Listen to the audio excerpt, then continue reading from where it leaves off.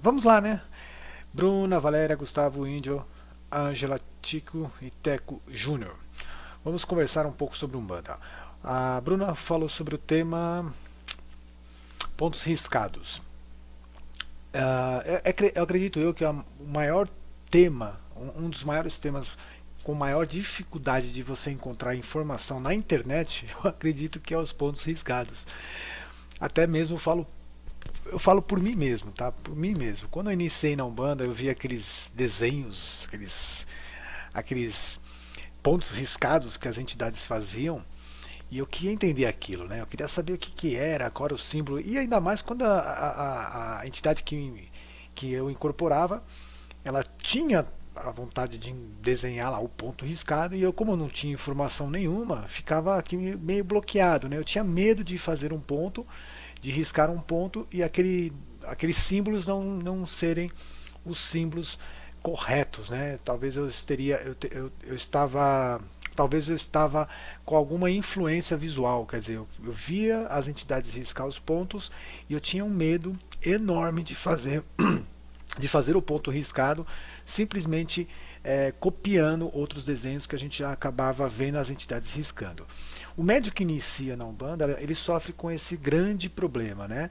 Que é praticamente a forma mecânica de fazer as coisas, mecânica ou robótica, de copiar simplesmente a outros irmãos ou entidades que estão ali manifestadas. E o medo que o médium tem é esse, acaba criando um bloqueio. Aí vai na internet, busca algumas informações, acaba se confundindo, acaba vendo desenhos que não se identifica com aquilo que vem na mente dele. Eu acho incrível você ter pontos riscados já com o nome da entidade. Eu acho isso incrível. Né? Ponto de riscado de sete flechas. Aí você vê aquele ponto, fica aquele ponto na cabeça, e quando a sua entidade chega e se manifesta e diz: Ó, meu nome é Sete Flechas, pronto, você está com um ponto feito na cabeça. Porque você viu na internet aquele desenho certinho e você copia direitinho lá. É uma forma mecânica isso, né? Eu acho que o ponto riscado é uma identidade, não existe um desenho padrão. Tá? Não existe um risco, o risco que a entidade faz ali, né? O desenho é padrão. Tá? Isso não existe. O que a gente olha nesses desenhos, muitas vezes em algumas pesquisas que a gente faz pela internet, é a identificação dos símbolos. Tá? Alguns símbolos a gente consegue essas identificações para que a gente possa entender o triângulo virado para cima, o triângulo virado para baixo, a flecha, o tridente e alguns outros símbolos. Eu vejo às vezes pontos riscados com desenhos até difíceis. Eu acho incrível desenhar, sei lá, uma espada de algum com o punhal todo entrelaçado. Eu acho impossível desenhar aquilo com a pemba, né? Com a pemba que não tem ponta. Então eu acredito que o ponto riscado ele tem que vir diretamente pela intuição. Isio, seja bem-vindo, meu irmão. Então acredito eu que é uma forma da gente da entidade se identificar, tá? Pela sua falange, pela forma que ela vai se manifestar, em que linha de orixá que também que vai se manifestar, e são praticamente desenhos diferentes, muitas vezes uma entidade de outra que de repente trabalha na mesma falange, você não vai ver o mesmo desenho. Então as pessoas meio que confundem, né? Então o desenho riscado significa significa muitas coisas. Primeira coisa, quando a entidade se manifesta pela primeira vez, ela está se manifestando, o médium está em desenvolvimento, ele começa a ter afinidade com a entidade, começa a sentir aqueles sintomas com mais leveza, ele começa a ter uma afinidade. A assinatura da entidade, isso mesmo.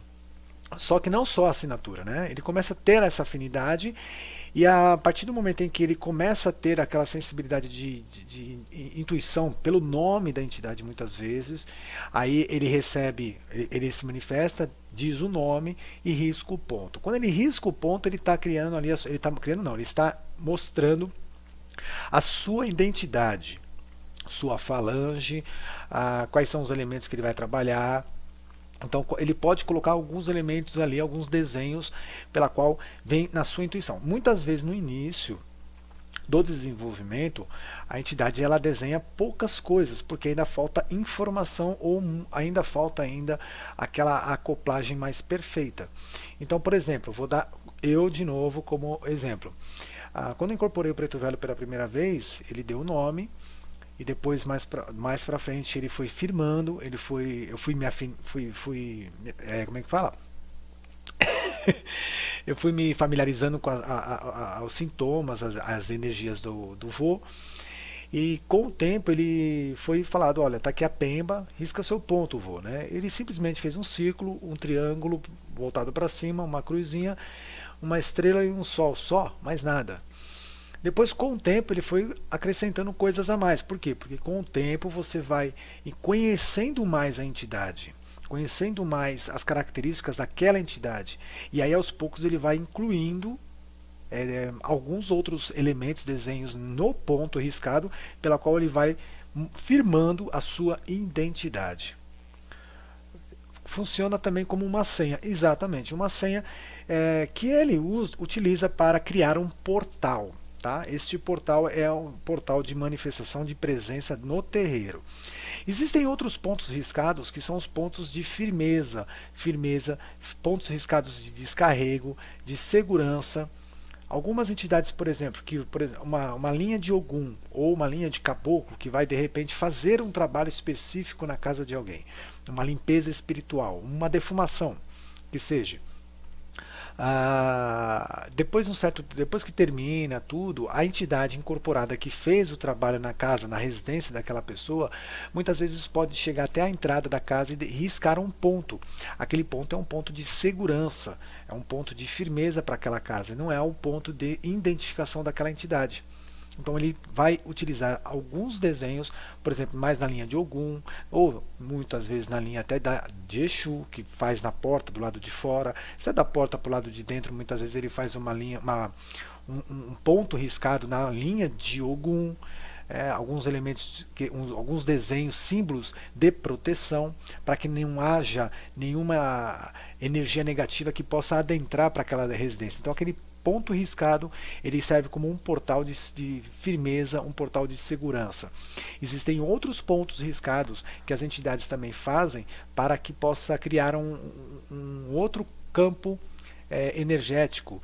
Dependendo do trabalho, se for um trabalho onde a entidade ela percebe que aquele dia vai ser um dia mais de cura, doenças físicas, doenças do próprio corpo, e ela percebe que o atendimento, a maior parte dos atendimentos vai ser voltado para esse tipo de gente, de pessoas que sofrem esses problemas, ele pode muito bem fazer um outro ponto, é um ponto de cura, onde aquele portal que ele acaba de criar vai criar uma energia, uma vibração para que ela possa trabalhar na cura física, ou outras curas espirituais, curas do corpo físico ou do corpo espiritual.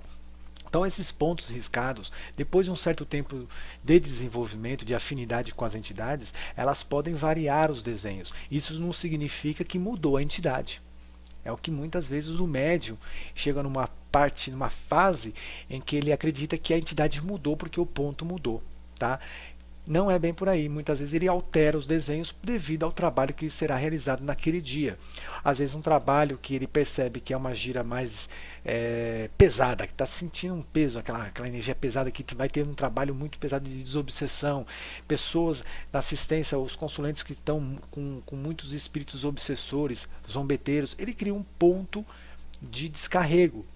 Tá? Então todas as pessoas que muitas vezes passam com essa entidade, aquele ponto riscado vai ser para absorver essas energias para limpar o consulente. Então o ponto riscado no início do desenvolvimento vem como uma característica de identificação. Então a entidade ela vem, se apresenta, fala seu nome ou a falange pela qual ela trabalha e em seguida ele risca o ponto que é o seu RG, a sua identidade. Depois de um certo tempo ele vai colocando mais elementos, caso seja necessário ou não, isso depende da entidade. Pode ser um ponto simples, tá? Isso já basta, já é o bastante para que ela possa identificar que ela trabalha na linha de Xangô, de Ogum, de Oxum, de Yansan, de Iemanjá, na linha das almas. ou na linha de Oxóssi, e assim por diante. Pode ser uma linha de Oxóssi cruzada com Oxum, pode ser uma linha de Oxóssi cruzada com Yansan, pode ser uma linha de Oxum cruzada com Xangô.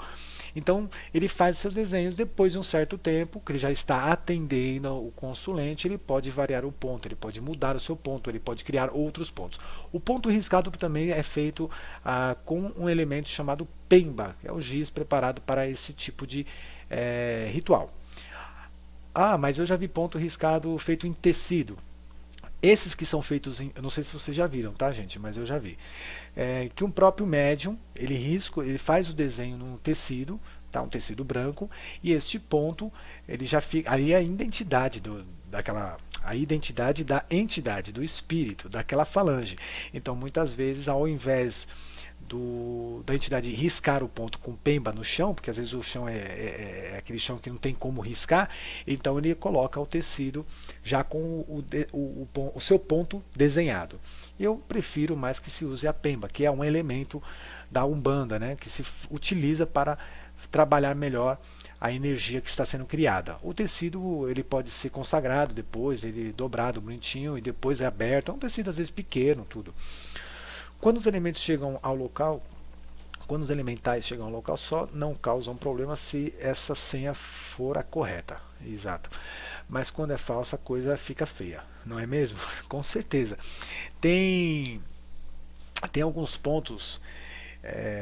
Antigamente, não sei se ainda utiliza-se hoje, nem sei te dizer que essa informação, eu também ainda não tenho essa informação por completo, que por exemplo, o Exu, quando se manifestava, ele riscava o ponto dentro de era mais ou menos um negócio de madeira, e tem o punhal, né? O punhal também é um elemento fundamental na Umbanda. E este punhal, a entidade tinha que atirar o punhal, pum, atirava. Se o punhal cair fincado no ponto, podia se dizer que aquele ponto foi confirmado e foi aceito, estava certinho, né? Eu não vejo mais esse tipo de confirmação, tá? Muitas vezes eu já vi falar, nunca vi esse tipo de confirmação, mas eu já ouvi falar. E é um fundamento também mais antigo, se eu não me engano. Antigamente se fazia assim, as entidades vinham, riscavam um ponto num negócio de madeira, ou mesmo no chão, mas tinha um toco de madeira pequenininho, e a entidade com aqueles punhalzinho, né, punhal, tinha que atirar, atacar, e se acertasse o ponto ou a madeira e ela fincasse, foi confirmado o ponto riscado daquela entidade. Geralmente, acho que, se não me engano, quem trabalhava mais com isso era a linha da esquerda. Tá, mas esse aí é um conto. Mas eu acredito hoje que a coisa é muito simples, né? A entidade vem, ela risca o ponto. Agora, se é falso ou não, é a entidade que tem que saber. Agora, a entidade que trabalha sem trabalhar com o ponto riscado já é um pouquinho mais complicado. Ela pode riscar o ponto uma vez, duas vezes, três vezes, confirmou, aí sim. Existem terreiros que não tem como ficar riscando o ponto. Tá? Eu já percebi, eu vou contar uma história mais ou menos, que chegava aquela entidade, né, do médio que incorporava o caboclo 77 flechas com mais 7 penas, né? Então aquele caboclo todo formoso, e aí pegava a pemba e na hora de fazer o ponto de risco, vocês estão me vendo na webcam, né? Porque eu estou me gesticulando aqui, eu não sei se vocês estão me vendo na webcam. Então, na hora de riscar o ponto, ele fazia aquele círculo do tamanho de sei lá, devia ter um metro, um raio de um metro de comprimento, assim, sabe? E aí fazia aquele desenho grande, não sei o que, ocupava praticamente um espaço enorme do terreiro. Isso atrapalhava, é o caso do meu terreiro. O piso é branco e muito ruim para riscar o ponto e fica invisível. Então, Júnior, esse é um caso, por exemplo, que se pode usar pembas de outras cores, tá? Existem pembas, a vermelha, tem a branca, tem a verde. Pode-se usar outras cores. Mas quando o piso é branco já complica. Aquele mais é piso liso, né? Aquele piso que a pemba não risca. Então é meio que complicado. Mas nesse caso pode-se utilizar uma pemba verde, tá? E eu não sei de cada doutrina de cada casa como é que é. Tem casas que utilizam o tecido, né? Como eu falei. No meu é de areia do mar.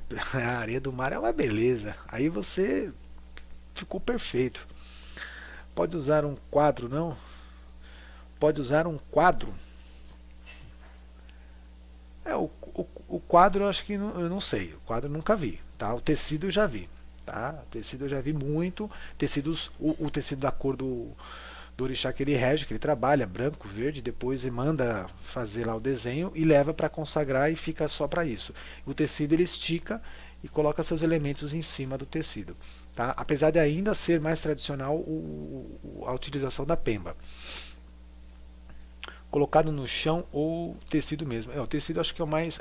Se não puder usar a pemba, se a doutrina da casa permitir, usa-se o tecido. Comprei uma lajota de ardósia. Quando os guias querem riscar o ponto, eles usam o piso de ardósia. Perfeito! Isso também está ótimo. Tá? Ele usa um piso adequado para que ele possa riscar e depois ele mesmo limpa. Tábua. Tá vendo? Tem. A tábua também é um elemento muito importante por ser feito até de madeira. Pega-se muito bem o giz. Apesar do piso de ardósia ser acho que mais fácil de limpar, tanto faz. Eles dão um jeito para limpar, para retirar o ponto. Na tenda Nossa Senhora da Piedade, por exemplo, hoje em dia são os médiuns que riscam os pontos, antes mesmo de incorporar. Olha que legal. Eles não incorporam e riscam o ponto, tá? Eles riscam o ponto, depois é que incorpora. Tá, o quadro. Mas pode, então, nesse caso sim, comprei uma tábua, mas fica muito ruim na hora de limpar. É o que eu acabei de falar, acho que o ardósia fica mais fácil, um pano úmido já limpa. A madeira, a tábua, ela é meio difícil de riscar. Mas é ótimo, é uma forma de você dar para a entidade uma ferramenta para que ela possa riscar o ponto. Sem o ponto ela não pode ficar. Tá? Então, voltando àquela história, existem casos de terreiros que o médium mesmo, a entidade risca, eu vou falar médio, tá? Porque eu não acredito que seja a entidade, riscava um ponto enorme, sem ficar nenhum espaço para andar. Aí chegava uma outra entidade e riscava outro ponto enorme, ocupando lá aquele espaço enorme do terreiro. E assim, quando chegava, não tinha nem espaço, nem para o consulente poder chegar e tomar a sua consulta, né, receber a sua consulta. Dessa forma ficava um pouco difícil. Porque o ponto riscado, gente, tá? Agora eu vou falar assim, na minha concepção. Se vocês concordarem, legal. Se vocês não concordarem, não tem problema. Na minha concepção, o ponto riscado, independente do tamanho que ele seja riscado, o fundamento é único, é o mesmo. Você pode riscar um ponto com 2 metros de raio, de raio, quanto você pode riscar um ponto mais ou menos aqui, ó, sabe? Pequenininho. O portal vai ser aberto da mesma forma. Não é o tamanho do ponto riscado que faz o portal ficar maior, tá? E sim a forma que é feita, os elementos, os desenhos que são feitos, a energia que a entidade colocou naquele ponto riscado, naqueles desenhos, aquilo sim é que vai criar o portal.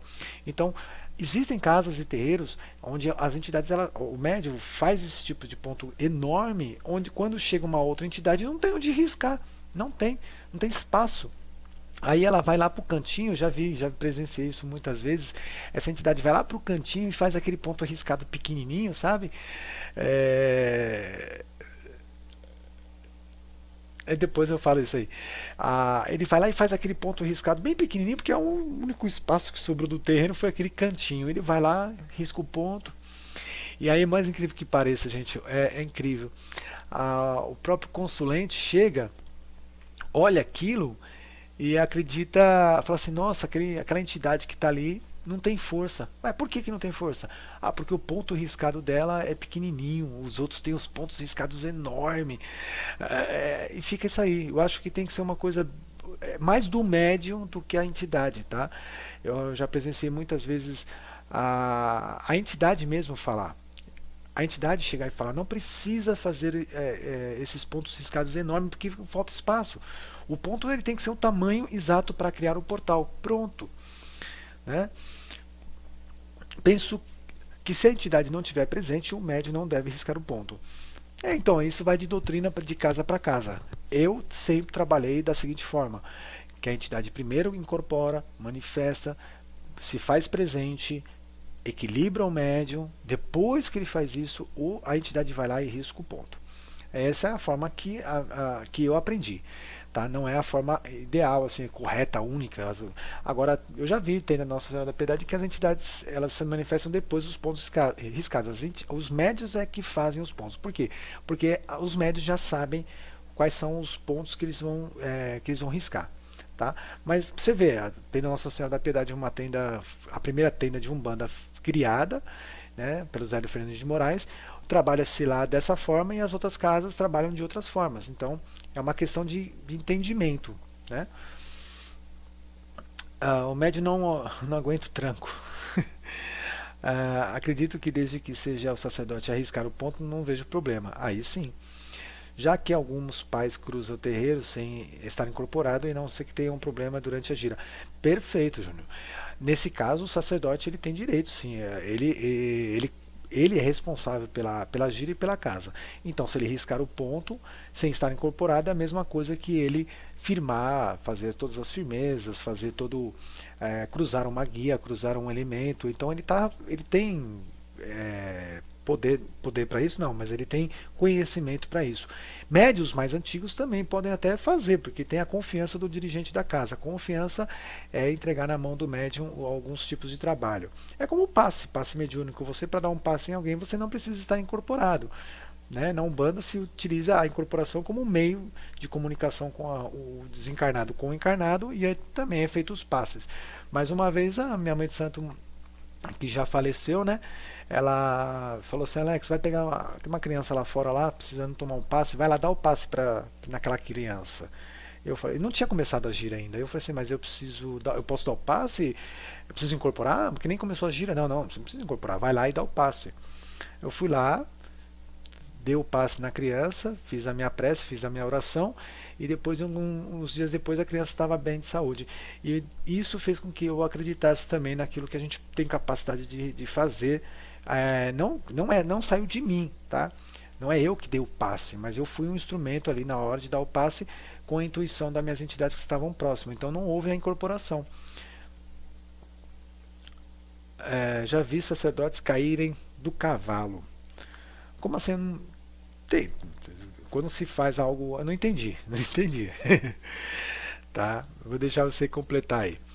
E os pontos riscados são isso. Então eu acredito que você não tem um padrão, tá? Não existe padrão para isso, não existe uma regra, mas os pontos riscados são fundamentos básicos da nossa religião de Umbanda e todos os terreiros de Umbanda têm pontos riscados. Acho mesmo que essa expressão deveria ser eliminada da Umbanda, sacerdote. Bom, aí eu acho que o sacerdote ele significa que ele está à frente daquela instituição. Se você for olhar para um lado, né, podemos até entender. Eu procuro abrir a mente para tudo, gente. O sacerdote ele é um sacerdote, ele está à frente de tudo. Pai de Santo, eu acho que o Pai de Santo, o nome Pai de Santo, Mãe de Santo, pega mais para o culto afro, que é feito no santo. Eu acredito que tem sim muitos que caem, mas devem ser aqueles que não estão preparados para tal. Então, aí eu vou chegar aí. Madrinha, padrinho são as pessoas. Algumas pessoas gostam de ser tratadas como madrinha e padrinhos. Sacerdote, sacerdotista, eu acho que é um nome mais assim, chegando ao ponto de você imaginar que a pessoa está à frente de tudo no terreiro, tá? Ele é o líder. O pai de santo, mãe de santo é aquele que eu acho que tem que vir do culto afro, tem que ser feito no santo para ser mãe ou pai de santo. O nome já diz. Madrinho, padrinha, aí eu já acho que é um nome mais carinhoso, né? Uma pessoa que é responsável pela coroa mediúnica dos médios da casa. E também tem os dirigentes, outro nome dado também. Os dirigentes são aqueles que dirigem a estrutura física e dirigem os trabalhos espirituais. É aquele que faz a direção de tudo. Tá? Olha que legal, são vários nomes. Aí cada casa, cada doutrina tem a sua forma de tratar seus líderes, podemos colocar assim. Né? No centro onde eu frequento a gente chama de madrinha. Né? A quem está à frente da casa, Dona Maria Lima, a nossa mãe Maria Lima, ela gosta que a gente chame ela de madrinha. Outros preferem ser chamados de sacerdotes. Outros preferem ser chamados de pai, né? Pai de santo, porque é mãe de santo. Então isso vai de doutrina para doutrina. Então é muito importante estudar a, a base, né, da casa pela qual você frequenta, porque se você mudar de casa, muda tudo. Muda tudo. A casa pela qual eu frequentei durante 19 anos, lá a gente chamava de dirigente, ela é dirigente do terreiro, era dirigente, passou para uma outra pessoa que é dirigente, mas a gente chamava de mãe, mãe de santo, mãe de santo, porque também era feita no santo. Não tô vendo você, Alex. Como não? Tô aí, ó. Alguém, vocês estão me vendo ou não estão? Webcam. Se você estiver no celular, gente, é só clicar na. Deixa eu ver aqui no celular, é um mais. Tá, você clica lá em cima no mais, coloca meu. Tá lá Alex Oxalá e viu. Tá? Eu não sei se eu vou conseguir mostrar pra vocês aqui, peraí. Deixa eu ver se eu consigo mostrar pra vocês aqui. Tá aqui, ó. Deixa eu fechar. Como é que eu vou mostrar pra vocês? Vocês não estão me vendo?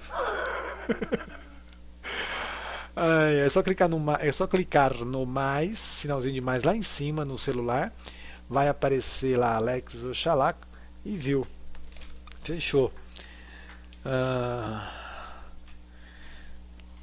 Agora sim, né? Beleza. Eu estou fazendo alguns movimentos aqui, então às vezes eu acredito que todo mundo esteja me vendo, então tudo bem. Ok. Esses títulos são somente para impor um respeito que deveria vir naturalmente. Perfeito, perfeito. Eu acho que precisa de uma educação mediúnica nos terreiros em primeiro lugar. Tá? Tem terreiros que abrem portas com muita facilidade para médios entrarem na corrente, fazer parte do grupo de médios, parte da corrente mediúnica, sem dar a essas pessoas o mínimo de estudo, o mínimo de entendimento e até mesmo de mostrar para essas pessoas que estão chegando que existe uma hierarquia. Essa hierarquia não é para ser imposta, mas sim respeitada de uma forma natural. Afinal de contas, ô Bruna, vai que tem isso aí? Então vai com Deus, Deus te abençoe, tá? Mas volta lá. Mais tarde eu volto. Fica à vontade. A casa está sempre de portas abertas. E eu acredito que para vir naturalmente, a pessoa primeiro precisa amar a casa, respeitar a casa, conhecer a religião, passar a se tornar, deixar de ser um médium e passar a ser um bandista. E ser mais ainda, ser filho da casa, passar a respeitar a doutrina daquela casa. Quando ele recebe essa educação mediúnica, que é a mesma educação que a gente tem que a gente tem que ter com os nossos pais, avós e irmãos, nossa educação nós levamos para onde a gente vai. Então, dentro do terreiro tem que haver essa educação espiritual, educação mediúnica, que tem que vir do médium. A educação não se impõe dentro do terreiro. Você não pode chegar a falar para o médium que ele é obrigado a fazer tudo aquilo tudo aquilo de uma forma sem que ele entenda, tá? Maturidade e simplicidade são a chave. Então, exatamente, eu acredito que peraí, deu uma travada aqui. Eu acredito que se você começar a despertar o amor nas pessoas que estão dentro do terreiro, que fazem parte do corpo mediúnico, essas pessoas começam então a entender a questão do ser um sacerdote, do que é um pai de santo, do que é uma mãe de santo, do que é um dirigente, uma madrinha, um padrinho, começar a ter respeito. Porque a pessoa, para estar lá, ela somente está lá pelo fato dela ter a missão dada a ela pelos orixás. Não foi ninguém que colocou ela lá. Não foi ninguém que chegou para ela e falou assim: você devia ser pai de santo. Que legal. Boa ideia, você ser pai de santo, vou abrir um terreiro. A pessoa que faz isso provavelmente não dura meses. Não dura nem meses, de tanta carga que a pessoa carrega e ela não sabe lidar com isso. Por isso que até você falou lá em cima, não sei se foi você, Tico, que falou lá em cima, que muitos acabam... ainda não estão preparados para tal. Quem foi que falou? Ah, o Júnior, acredito que tem sido muitos caem porque não estão preparados.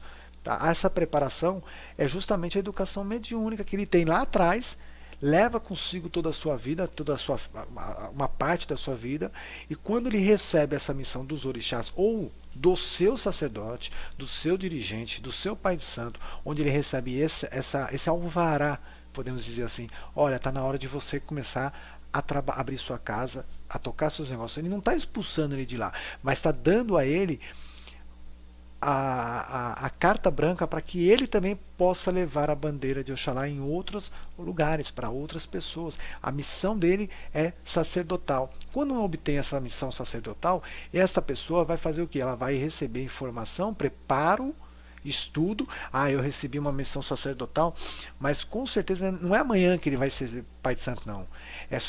Pode levar anos ainda.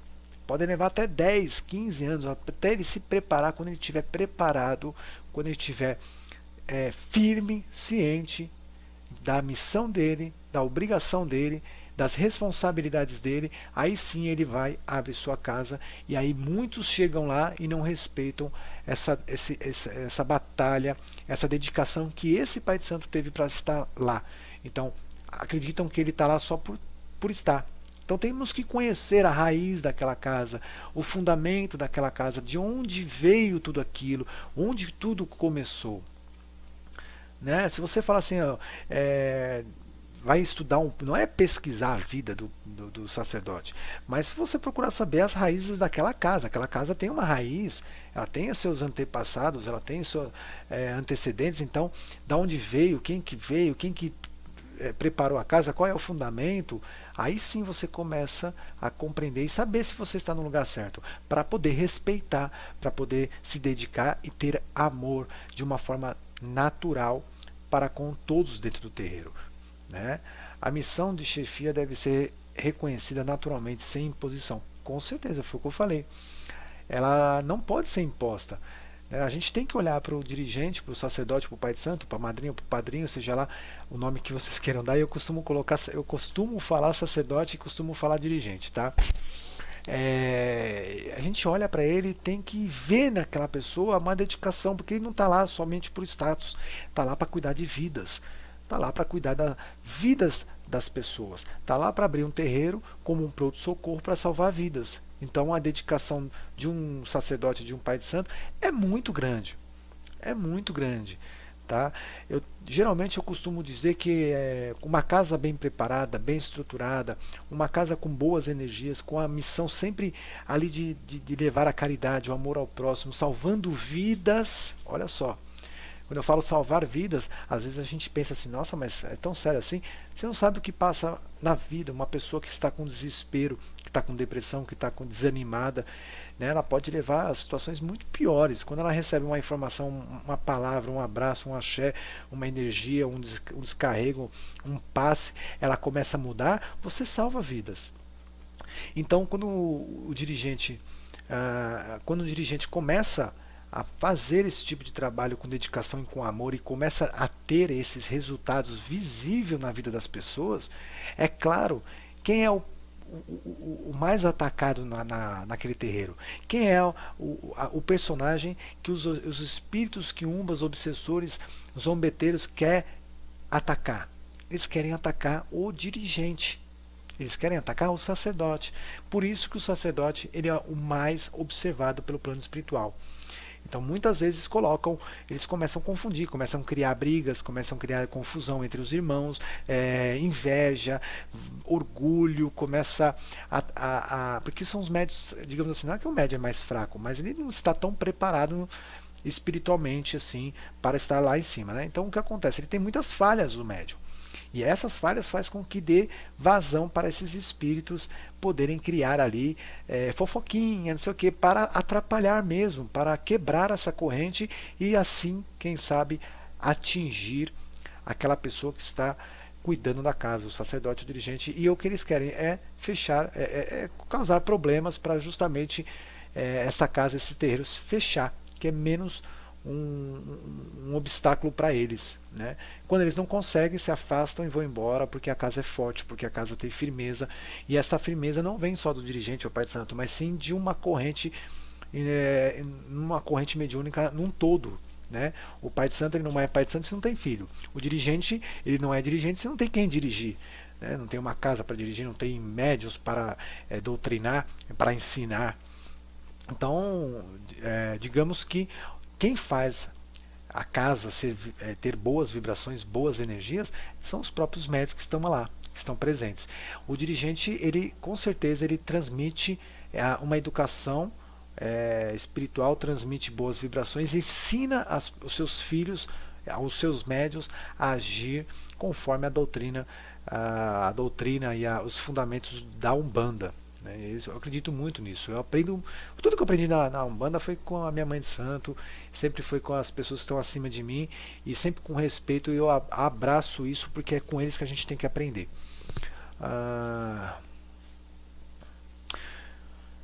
Não é uma missão. Todo mundo quer ser, mas ninguém quer assumir, né? Ninguém quer assumir. Quando a pessoa fala assim, eu quero ser pai de santo, eu quero ser mãe, aí tá cheio, aí, ó. Cada porta tem lá uma plaquinha. Joga-se Búzios traz a seu amor de volta em 3 dias. Tá cheio de pai de santo fajuto por aí. Aquele que abre terreiro, que coloca médio para educar mediunicamente e faz o trabalho gratuito, esses são poucos, viu? Não são muitos, não. Muitos fogem da responsabilidade, que é a responsabilidade da caridade. Você pensa que tem muitos médios aí fazendo caridade, muitos pais de santos fazendo caridade? Não tem, não, são poucos, tá? Por isso que tem poucos terreiros aí que a gente encontra pai de santo com cifrão. Infelizmente existe. Eu, graças a Deus, eu tenho grandes amigos no Face, no YouTube, que são sacerdotes, são pais de santos. Eu acredito no trabalho deles, eu acredito que tem que ser divulgado isso, tem que ser mostrado, tem que mostrar para as pessoas que o trabalho de um dirigente é um trabalho muito, como você falou mesmo, árduo. Tá? Mas não é um trabalho sacrificante, porque o pai de santo, a mãe de santo, o sacerdote, ele reconhece que a missão dele é uma missão pura, é uma missão que vem dos orixás. Sabe que os orixás chegam para você e falam, toma, é seu, estou te dando. Você tem capacidade de cumprir isso. Eles têm fé em você. Você passou a vida toda tendo fé neles. Agora eles têm fé em você. E você fica naquela coisa, nossa, olha, isso aqui foi dado pelos meus orixás. Essa missão foi dada pelos meus orixás, por todos os orixás, pelo dirigente chefe, pela entidade chefe da casa. Eles estão confiando em mim e eu vou deixar isso passar? Não, eu vou cumprir. Então são esses os bons e os verdadeiros dirigentes, pai de santos, sacerdotes. Tá? É difícil. É aquele que acolhe você com coração, com humildade e simplicidade. É aquele que te leva à educação mediúnica para que você possa levar isso para o seu dia a dia. É aquele que te ensina a humildade, simplicidade e também mostra ser isso. Não adianta o pai de santo falar sobre humildade e simplicidade e se mostra orgulhoso ou vaidoso. Tá? É o pai de santo que ensina você essas qualidades e se mostra também nas suas práticas essas qualidades de simplicidade, de humildade e de amor. Quando você vê isso, você não quer mais ficar longe dele, você quer estar do lado dele, porque ele vai estar sempre te ajudando. Sim, muitas responsabilidades. Eu acredito mas eu acredito, eu não sou dirigente, não sou pai de santo, não sou sacerdote, não sou nada. Sou um médium hoje que trabalha em um terreiro que ainda, por sinal, é difícil, com tanta correria, é muito longe, acabo não conseguindo ir todos os trabalhos, então eu me sinto muito mal quando eu não vou, mas eu fui de uma casa pela qual eu fui de pai pequeno, tá, durante alguns anos, então eu aprendi um pouco sobre essa responsabilidade. Então hoje eu não me sinto ainda na posição de assumir um cargo sacerdotal ou até de pai pequeno. Tá? Eu acredito que a gente tem missões e a gente tem que caminhar conforme aquilo que está no nosso caminho, não querer demais. O querer demais é algo que também prejudica, tá? Não faz bem para ninguém. Eu trabalho aqui fazendo vídeos, fazendo temas lá no YouTube, no Facebook, faço dentro de um espaço de tempo que eu posso. Agora imagina se eu deixar subir a minha cabeça e querer ser pai de santo, se eu não consigo dar conta de um YouTube, de um Facebook, imagina em uma casa espiritual, de médiuns, de pessoas, né? Nossa, eu acho que é um trabalho que tem que ter amor à religião mesmo, muito, muito amor. Se eu tenho amor, um pai de santo, um sacerdote, tanto ele dá a vida pela religião. O maior é aquele que serve para todos, com certeza. É árduo, difícil, somos testados o tempo inteiro. Você está lá quebrando a cabeça de como vai honrar com as suas contas e percebe que seu pagamento não vai dar. Aí parece um idiota do nada que te oferece uma quantia razoável para fazer uma amarração e nesse momento que você tem que lembrar que todos os ensinamentos da sua moral perfeito, Júnior, você é um sacerdote, né? Acredito eu que você é um dirigente sacerdote, porque eu vou te falar, é um exemplo que você deu aí que eu acredito que muitos acabam caindo, tá? Muitos acabam caindo nessa tentação e eu me orgulho de ver pessoas que sabe separar as coisas, sabe? Você pode estar endividado, você pode estar cheio de conta para pagar e você não vai pagar suas contas dependendo da espiritualidade, né? Eu acredito eu que se você age assim, você assim, todo o meu respeito, porque são poucos que fazem isso, tá? Tem pessoas que utilizam da fé alheia para absorver benefícios materiais. Infelizmente, são pessoas que vivem do santo e não vivem para o santo. Boa noite, Ana. Seja bem-vinda. Chegou atrasada, mas chegou.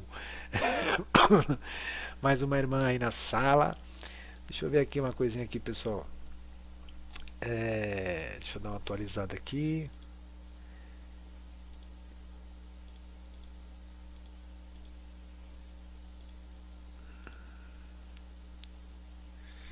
Às vezes o pessoal tá mandando mensagem, mas eu não tô vendo. Peraí. Já volto já, peraí. Deve ter caído. Mas perfeito. Vamos ver aqui. Ela estava no terreiro, é verdade. E é isso, nossa, mas nós estamos falando aqui, Ana, chegou atrasado, nós falamos tanta coisa já, né? Pontos riscados. Agora nós estamos na parte de falar de sacerdote, pai de santo. Então acredito eu que a tentação é grande, mas acredito também por outro lado. Peraí, só um minutinho, gente.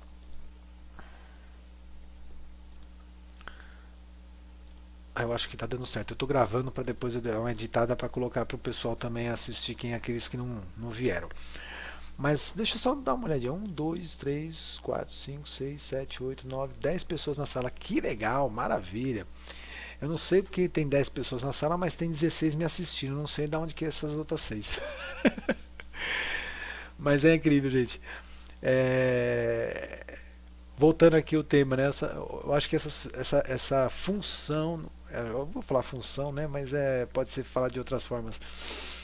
Eu acredito eu que essa missão de uma pessoa que vai assumir essa responsabilidade, ele tem que ser bem preparado, sim, bem preparado, bem orientado, espiritual, tem que ter essa dedicação, sim. E vai ensinar novos médios, vai passar para esses novos médios uma doutrina, um ensinamento, para que lá na frente novos terreiros venham abrir e assim dar sequência, né, na nossa religião, porque a nossa religião só é criticada, tem esse preconceito grande devido a essas terreiros fajutos que tem por aí criando não vou dizer essas doutrinas, porque isso não é doutrina, mas esses trabalhos fajutos aí de amarração e tudo mais. Eu faço uma palestra antes de iniciar os trabalhos, perfeito, adoro isso, a palestra é a melhor coisa. Na gira da esquerda tinha muita gente desconhecida. Quando terminei de falar, 6 pessoas levantaram e foram embora. Não faço nenhum tipo de trabalho que venha prejudicar o meu semelhante. Júnior, a missão é árdua, mas será recompensada no céu. Olha, isso aconteceu, eu já presenciei isso também muitas e muitas vezes. A palestra antes de iniciar a gira é essencial que aconteça As pessoas têm que saber qual é o tipo de trabalho que está sendo realizado naquele terreiro. Então as pessoas que vão conhecer a casa vão lá para pedir alguma coisa de ruim, ou sei lá, porque eu acabei de falar, né? As pessoas vão atrás dos terreiros para fazer maldade, para pedir emprego, para pedir namorada, para pedir namorado, para pedir pro vizinho quebrar a perna, para vingança. E né, as pessoas elas vão lá e pedem. Quando você faz uma palestra mostrando qual é o intuito da casa, qual é o objetivo da casa, as pessoas levantam e vão embora. Perfeito, perfeito. Eu acho que isso todos os terreiros tinham que ter, tá? Essas palestras, essa apresentação, mesmo que a pessoa esteja lá já frequentando a assistência por anos e anos, sempre é bom iniciar os trabalhos, antes de iniciar os trabalhos, apresentar a casa, falar sobre a casa, falar sobre as gírias do dia, o que deve se pedir. Você está praticando aquilo que muitos não estão praticando, que é a educação mediúnica. Não está nem voltada só para os médios da corrente. Você está levando isso para fora do terreiro. Olha que bonito. Você está levando a doutrina de Umbanda para fora do terreiro, para o assistente, para o consulente. Feliz é aquele que busca a recompensa na terra. Feliz é aquele que não busca a recompensa na terra. Perfeito. Por isso que é importante essa doutrinação, esse ensinamento. Às vezes a gente percebe que algumas casas, alguns terreiros de Umbanda, tem a cortina fechada, né? E quando abre a cortina já começam os trabalhos. Aí você percebe que as pessoas chegam pedindo tanta coisa, pedindo coisas erradas, mas elas não foram orientadas. Existe essa orientação, acho que isso é importante, tem que vir do dirigente, tem que vir do sacerdote, pode também vir dos próprios médiuns. Eu acho que isso aí, o próprio médium pode chegar para o dirigente e falar: pai, hoje eu posso abrir a gira, antes de abrir a gira, ir lá falar sobre um pouco sobre algum tema assim, rapidamente. Com certeza, se a pessoa tiver bom coração, ela pode falar, né? Ela vai, depois vai um outro médium, depois vai um outro médium, assim cada um médium vai passando, vai fazendo um pouquinho, né, vai tomando um pouquinho dessas responsabilidades de levar essas informações, e aí o médico que vê outros irmãos fazendo isso, fala assim: nossa, eu também queria falar alguma coisa, o que eu tenho que fazer? Estudar. Vai estudar um pouquinho, quem sabe quando você aprender um pouquinho, você está com aquilo bem quentinho na tua cabeça, né? E você pode transmitir, porque quando você estuda um tema tão, sei lá, tão ignorante, tem pessoas que não sabem nada, não sabem absolutamente nada. Tem pessoas que vão para o terreiro e não sabem nada de Umbanda. Quando você chega lá e fala um pouco sobre Umbanda, as pessoas falam: nossa, é verdade isso, não sabia. A gente está cansado de falar aquela mesma história. Mas quando chega uma pessoa e fala: nossa, não sabia, aí me motiva a continuar a falar as mesmas coisas. Aquele que está cansado de ouvir o que eu tenho para falar, procura uma outra pessoa. Por quê? Porque outra pessoa já está um pouco mais avançada. Ela vai estar falando coisas que aquele médium vai aprender também. Então eu não posso chegar aqui e querer ser o dono da palavra, falar tudo e falar assim: vocês têm que me ouvir porque eu sei tudo. Não, meu limite é esse. Depois, se passar, olha, tem pessoas na sala que sabem mais do que eu. Ótimo, vem, pega o microfone, ajuda. E isso faz com que as pessoas elas aprendam, compreendam. Eu tenho uma intuição de que essa sala aqui, ela está iniciando ainda, né?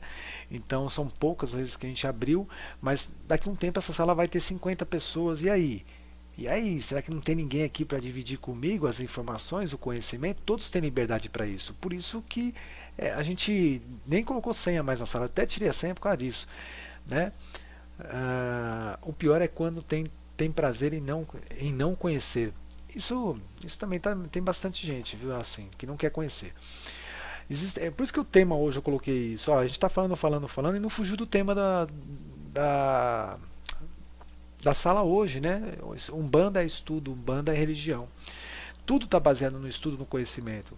Cada pessoa vai procurar primeiro, ela tem que aprender, receber essa educação mediúnica, essas informações primeiro dentro do seu terreiro. Tá? Dentro do seu terreiro, pela qual você está trabalhando, pela qual você está frequentando. Porque quando você pega essas informações, você começa a ter afinidade com este terreiro. Se as informações não estiverem legais para você, alguma coisa não está muito bem, não tem problema. Você filtra e pega o que é bom.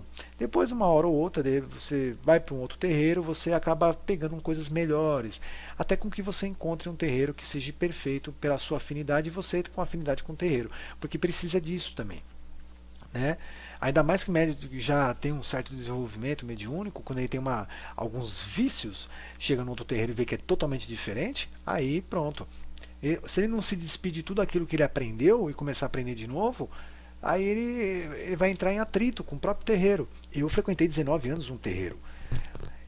Quando eu tive que sair, e depois de um certo tempo eu comecei a frequentar o Tenda Espírita de Umbanda Jesus Maria José, é totalmente diferente. Não é porque lá eu era pai pequeno que agora nesse terreiro eu tenho toda a liberdade de chegar lá e falar e ser o pai pequeno também. Não, eu me despedi de tudo, esqueci um pouco de. Deixei um pouco de tudo de lado para reaprender tudo novamente. Então eu entrei no terreiro como médio, passei pela fase de frequentar, de assistir as sessões, de ver se é isso que eu queria, se eu estava me sentindo bem, participei das palestras, das aulas, e depois fui para dentro do terreiro, não incorporei, não dava passe, não dava consulta, simplesmente fui firmando. Quer dizer, é como se eu tivesse começado tudo de novo. E para mim foi perfeito. Ah, olha, esse estudo, História da Umbanda, tem que ter em todos os terreiros. As minhas palestras são baseadas nesse título, História da Umbanda. Acho que tem que ter sempre isso aí. Nas segundas-feiras. Abri nas segundas-feiras. Começou 4 pessoas e hoje não tem mais. Tenho apenas os filhos do terreiro que têm interesse em empreender. Um bom terreiro sempre deixará saudades. Verdade, Chico. É a boa escola. Poucos se interessam. Não foi aconteceu só com você não, viu? Antigamente a gente dava, eu costumo ainda realizar algumas palestras. Quando alguém me chama, eu falo, eu tô aí, não tem problema não. Quanto é? Nada, nada. Você é pertinho de casa, você é pertinho aqui, você é em São Paulo, eu me viro, eu vou, tá? Mas qual o título que você gosta de fazer as palestras? Bom, eu gosto de falar sobre a história da Umbanda, tá? Eu acho que isso é essencial. Sobre a história da Umbanda, e Umbanda é religião. Porque se nós não falarmos disso, o que a gente vai falar de Umbanda? O que a gente vai falar de Umbanda se as pessoas ainda não consideram a Umbanda como uma religião e se não conhecem a própria história dela? Cristã? A Umbanda ela é cristã. Já entra nesse.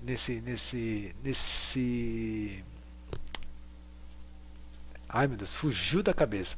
Quando se fala da história da Umbanda, você já entra numa religião, você já entra numa história de ser cristã. Falar que ela é cristã, sim. Mas tem pessoas que nem cristianismo puro. Tem pessoas que falam assim, não, Umbanda é cristã. Lógico que é. Quem falou que a Umbanda não é cristã? É claro que é. A gente vai estudando sobre isso e vai entendendo que a Umbanda ela é a cultura de todo o nosso país. Tudo, tudo, tudo, tudo, tudo.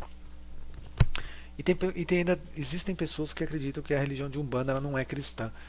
Por isso que nós sofremos preconceito. Por quê? Eu já falei isso, a Ana está de prova. Porque são poucas vezes que a gente vê um terreiro de Umbanda falar sobre Jesus. Né? São poucos terreiros que tocam no assunto. Sabe, tem imagem de Jesus, tudo, mas são poucos terreiros que falam sobre o Mestre Jesus. Né? Porque acreditam se falar sobre a história do nosso Mestre Jesus estará fugindo um pouco da Umbanda, está indo muito para a Igreja Católica ou então para o Espiritismo. Nada a ver, a Umbanda ela é cristã e tem que falar sobre Jesus, sim. Né? Boa noite, Neide, seja bem-vinda.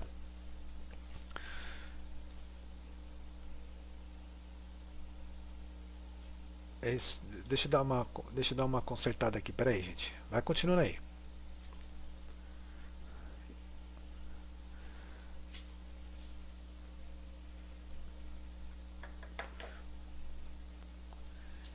Então, estou mexendo aqui no negócio para que dê uma pifada aqui. Bom, o que nós falamos hoje aí? Foi bastante coisa, né, gente? Eu acho que está sendo bem produtivo aí. Se vocês quiserem, alguém quiser subir, falar alguma coisa, fique à vontade, viu, gente? Pode levantar a mãozinha aí, fazer perguntas. É, eu acho que falar de é uma pena esse pensamento na Umbanda. Os evangelhos que falam de Jesus, será que seriam confundidos com...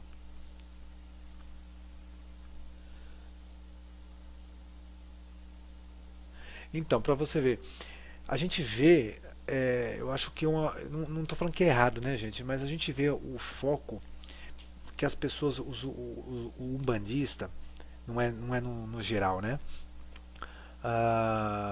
Mas a gente vê que o umbandista fala muito, muito, não que não deva, mas fala muito dos orixás, fala de Exu, fala de caboclo, fala de preto velho, fala de Exu Mirim, fala das entidades, fala de ritual, fala de descarrego, fala até de jogo de búzios, coisas que não é fundamento da religião de Umbanda, e a gente não vê as pessoas falar um pouco sobre a história de Jesus.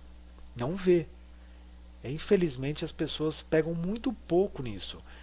Falar um pouco sobre a história de Jesus é ser cristão, é entender quais são os fundamentos principais básicos da caridade, do amor ao próximo. Se não, simplesmente você tem a imagem de Jesus Cristo lá no altar simplesmente para sincretizar o Orixá Oxalá. Só. Levar essas informações, levar esse estudo, eu acho isso interessantíssimo. No terreiro, tem terreiros que fazem as sessões espíritas em um dia da semana, e em outros dias da semana fazem as giras. E nesses dias das sessões espíritas, que são passes, curas, muitos fazem palestras voltadas para o espiritismo e ali falam muito sobre Jesus. Fala sobre o Evangelho segundo o Espiritismo. Dentro de um terreiro de Umbanda, e a Umbanda não vai se tornar espírita, kardecista, só porque faz uma doutrina, leva essa doutrina, esse ensinamento para os consulentes. Já frequentei o terreiro pela qual eu frequentava, eu mesmo fazia, eu dirigia as sessões de espiritismo, que a gente chamava de terapia espiritual. Eu que comandava, eu e o Francisco, né? O Francisco ele não veio hoje. O Francisco fazia uma palestra falando sobre digamos assim, livro dos espíritos e o Evangelho segundo o Espiritismo. E eu falava sobre o livro dos médiuns. Então a gente fazia ali uma pequenina palestra e depois fazia as sessões de passe.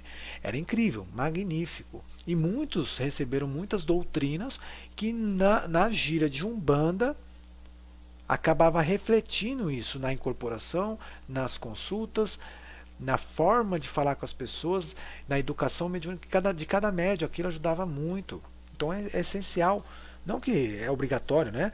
Mas se as casas pudessem abrir mais o seu campo de estudo, isso ajudaria muito as pessoas.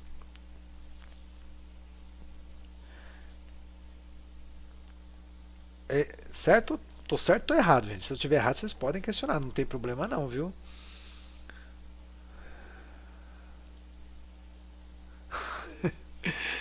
Se você tiver qualquer coisa que não esteja conforme eu estou falando, pode falar, tá, gente? Mas eu acredito que o vídeo que eu fiz, qual foi o vídeo que eu fiz? Deu branco no nome dos títulos. Sexta-feira Santa, né? Eu adorei fazer aquele vídeo. A Bruna voltou. Heitor, seja bem-vindo também. Eu adorei fazer aquele vídeo de Sexta-feira Santa, porque ali eu falei de Jesus. Atrapalhou. Atrapalhou. Eu adorei fazer aquele vídeo porque eu falei de Jesus, eu falei do Mestre Jesus. E eu sinto às vezes falta de fala dos dirigentes, dos médios, levar isso para as pessoas. Quando se fala amor ao próximo, você vai lá e fala, né, que Jesus disse isso, é gostoso ouvir. Né, é gostoso você ouvir um pouco de Jesus. Quem não gosta de ouvir um pouco sobre a história de Jesus, do Novo Testamento, o Evangelho segundo o Espiritismo? Quem não gosta? Né? Umbanda é a soma do catolicismo mais Kardec, mais espiritual. Isso, é isso, né? Valéria, a Umbanda é uma mistura de um pouco de tudo. tá? Eu já até falei uma vez sobre essa sincretização, né, da Umbanda. Muita gente não gosta. Não gostam, mas eu amo. Quando eu falo, às vezes eu fico ouvindo salas aqui no Pautalk do Saara Espírita. Eu entro, eu gosto de ouvir. Exatamente. Quando a pessoa chega a primeira vez no terreiro e ouve uma palestra que está falando de Jesus, a pessoa fala assim: nossa, eu pensei que eu ia encontrar tudo menos uma pessoa falando de Jesus aqui dentro. Né? Então, quando ela já chega no terreiro, já vê a imagem de Jesus, já tranquiliza. Ela já fala: pô, estou num lugar aqui que pelo menos tem a imagem de Jesus. Aí, quando se fala de Jesus, então, aí ela fica mais tranquila ainda. Ela acredita que está pisando numa casa santa, num solo sagrado, num chão que é considerado um lugar onde tem a presença de Jesus.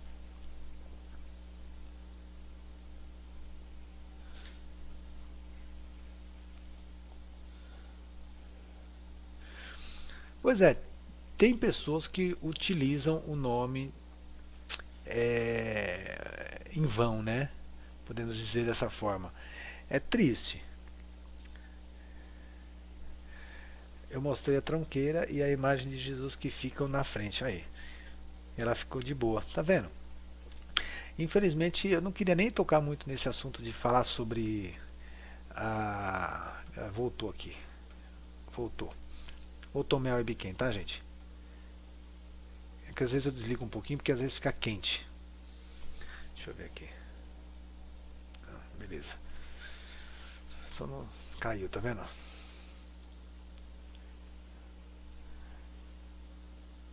Uhum. Agora sim, vamos ver. Agora sim. Eu não gosto muito de falar sobre outras religiões, até mesmo porque eu conheço muitos evangélicos que têm uma devoção muito forte para Jesus e se dedicam a praticar aquilo que ele ensinou. Mas por outro lado também vejo picaretas demais aí. Então eu não gosto de falar da religião, né? Das pessoas que frequentam a, as religiões, porque tem pessoas boas, existem excelentes pessoas que vão para a igreja católica e são pessoas boas, são pessoas que vão para a igreja evangélica e são pessoas boas, assim também como existem pessoas que vão para o candomblé e são pessoas maravilhosas, tá? Assim como também existe na Umbanda, né? Pessoas boas, mas também onde há uma fruta boa sempre há uma laranja podre para estragar, né? Sempre tem. Eu frequentei o centro, nunca cantava ponto, nem para Oxalá. Nossa, aí é complicado, né, mano? Oxalá é o orixá maior, é o orixá do branco, o orixá da paz, tem que ter. Ah,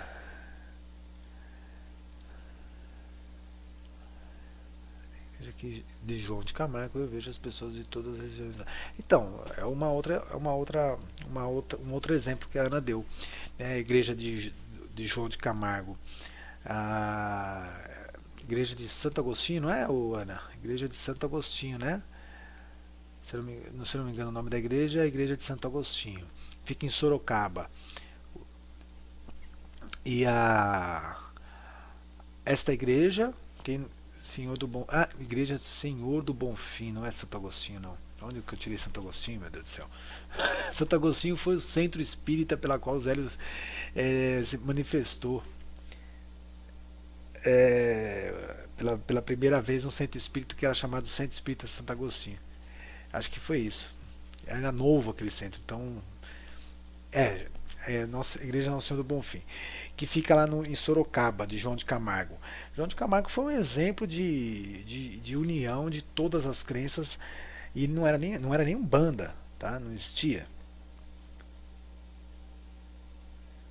É. Ali ele apresentou uma forma de respeito por todas as crenças. Então, ter essas crenças, aprender a lidar com elas, respeitar a crença do próximo é essencial para a nossa religião. Quando a gente estuda a nossa religião, nós vamos entender que a Umbanda, ela na sua anunciação, na sua manifestação, ela foi no centro espírita kardecista, numa mesa kardecista, de um médium, já falei isso várias vezes e volto a falar, um médium que era católico, 17 anos, novo, um menino, um jovem, ah, manifestou um espírito de um índio nativo do Brasil. Pai Antônio trouxe o culto aos orixás, que trouxe o culto, uma parte do culto do candomblé, né? E então nós temos aí o espiritismo, nós temos o catolicismo, nós temos o caboclo trazendo digamos assim, o índio, o preto velho trazendo o culto afro, nós temos o xamanismo, nós temos a mistura. Depois a Umbanda ela foi se misturando, ela foi criando novas vertentes, e com todo o respeito eu acho isso muito, muito, muito bom mesmo, tá? Que cada um tem essa liberdade, mas nunca perca o foco, nunca perca o fundamento básico. Depois nós temos até o próprio filho, ou desculpa, o próprio médium, que foi desenvolvido na tenda Nossa Senhora da Piedade, que foi desenvolvido pelo Caboclo das Sete Encruzilhadas, pelo pai Antônio e pelo pai Zélio Fernandes de Moraes, né, que é Benjamin Figueiredo. Depois de um certo tempo ele abre a sua tenda Mirim, e nesta tenda ele já trouxe mais o esoterismo e também a utilização dos atabaques. Então ele já não cultuava as imagens de santos católicos, mas ele começou a cultuar de uma outra forma até as sete linhas da Umbanda, trouxe uma outra ideia do que seria as sete linhas de Umbanda, e Zélio não foi lá e apontou para ele falando assim, você está fazendo errado. Não foi assim que eu te ensinei. Não foi assim que o caboclo te ensinou. Ao contrário, Zélio incentivou ele a continuar com o trabalho, e a tenda está aberta até hoje. Essa forma de respeito, essa forma de entender essa mudança, não é mudança, mas essa vertente a mais que a Umbanda traz, esse sincretismo, faz com que a gente volte a pensar que tudo na Umbanda foi criado do sincretismo. Alguém aqui pode me dizer algum fundamento, algum ritual próprio da Umbanda? Alguém aqui pode me dizer um elemento que foi criado na Umbanda, específico da Umbanda? Não existe. Tudo é sincretismo. Que nem nós estávamos falando dos pontos riscados. No candomblé não tem ponto riscado. Mas o ponto riscado não é um elemento, digamos, particular da Umbanda. O ponto riscado são desenhos que na antiguidade já se fazia, no Egito já se fazia, a utilização do cachimbo, a utilização da defumação, a utilização da vela, a utilização do fogo, é tudo milenar, vem de muitos anos. Então a Umbanda ela traz um pouco de cada coisa, traz um pouco de cada elemento, de cada cultura, de cada doutrina, um pouco da história para dentro dos seus terreiros, e ali as entidades utilizam todas essas magias, esses mistérios para trabalhar a energia positiva, o benefício que as pessoas merecem. Se é que eu estou certo, né, gente?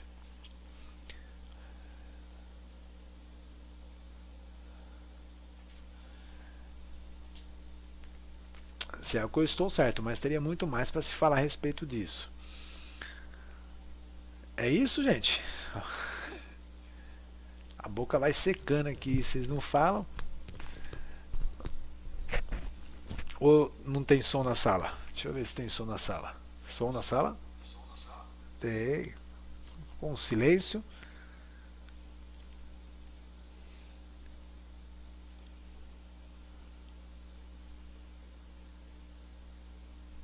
Alô? Tem som na sala, gente?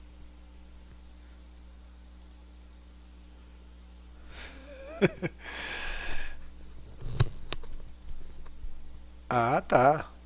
O Gustavo só fica quietinho. Né, Gustavo? Você só fica quietinho. Então, gente, ó, a gente estava falamos de muita coisa, mas o importante é a gente levar essa nossa religião e procurar absorver o máximo possível de informação, ah, o máximo possível de informação, de aprendizado dentro do nosso terreiro.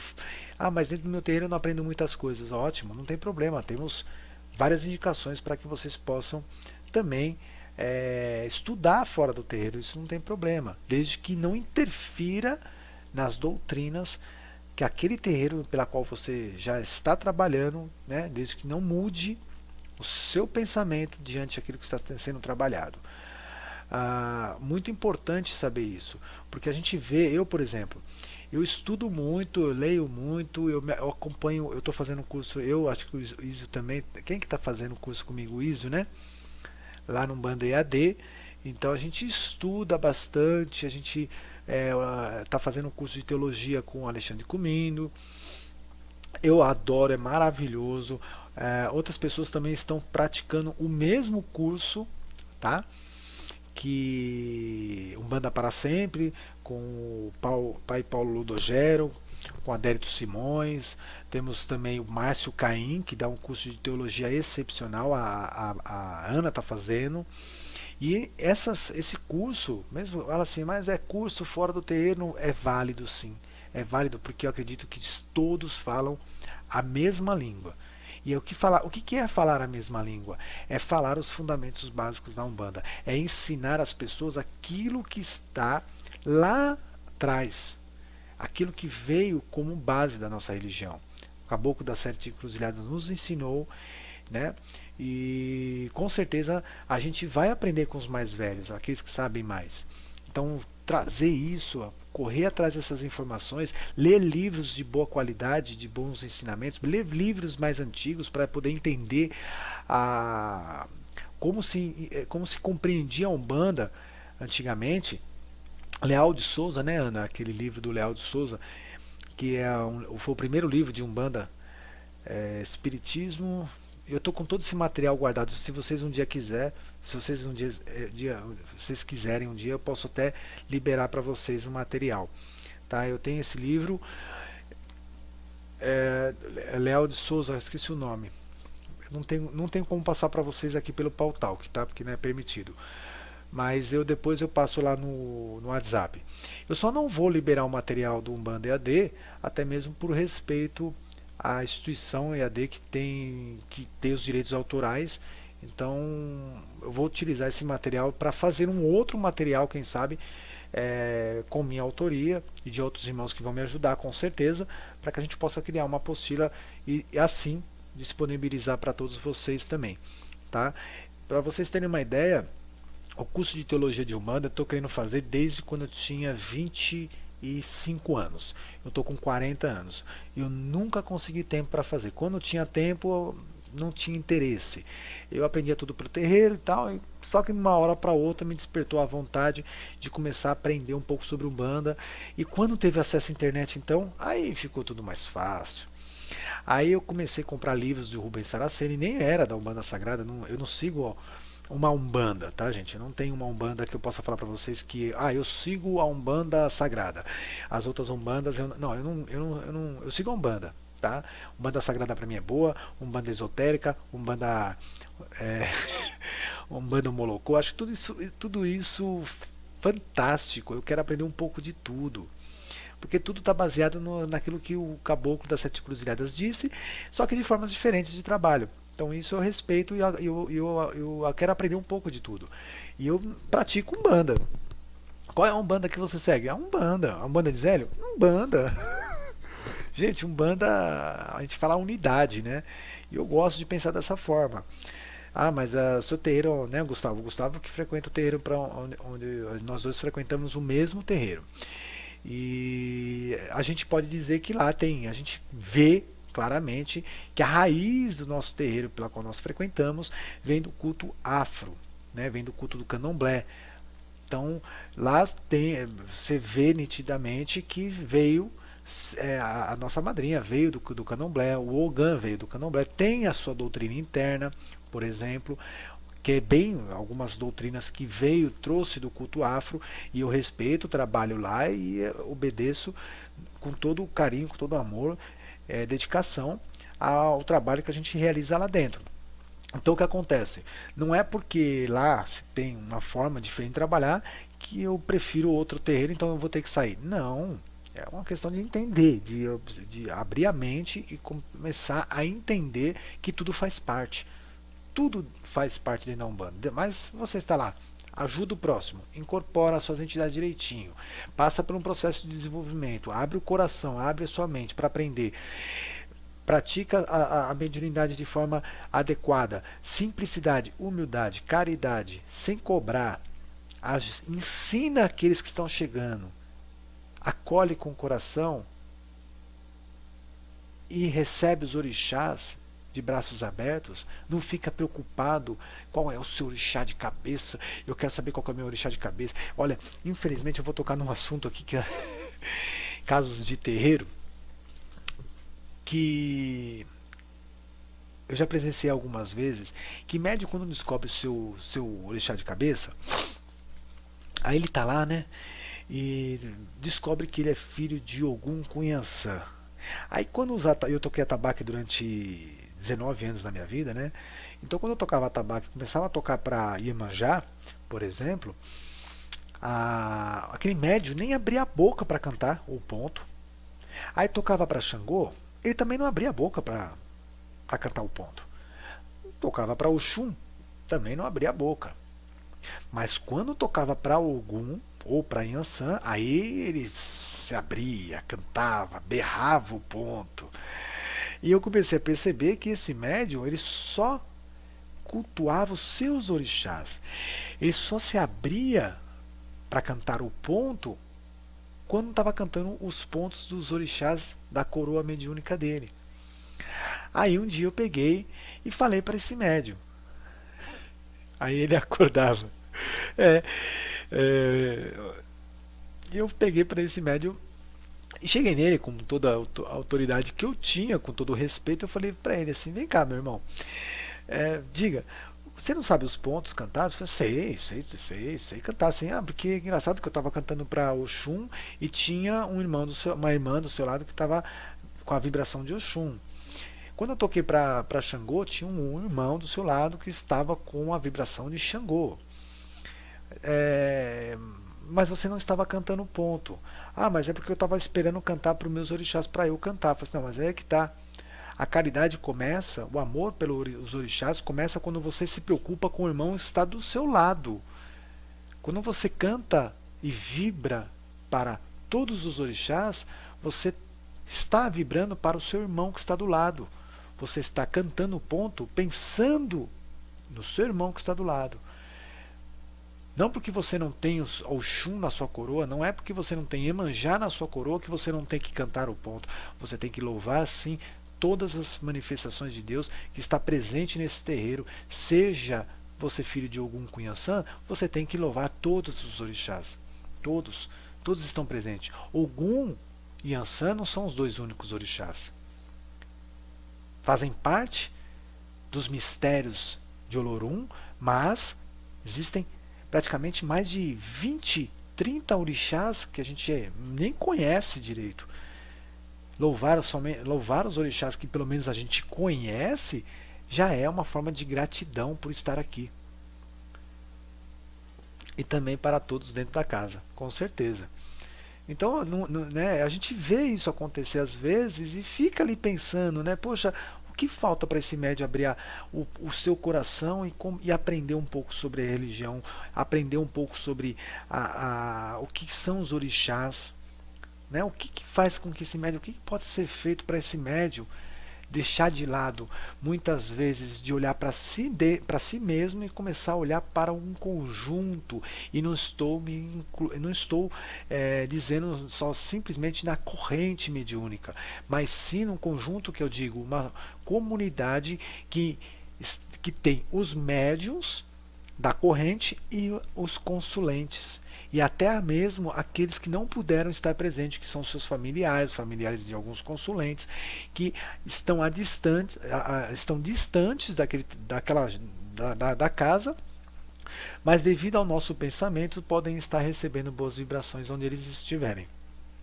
Por isso que é importante a corrente mediúnica ter essa educação mediúnica, ter esse estudo, ter esse preparo para que tudo ocorra perfeito na gira, para que todos recebam o axé, a energia, né, boas vibrações, passar a perguntar para o dirigente, pergunte para o seu sacerdote, tire suas dúvidas.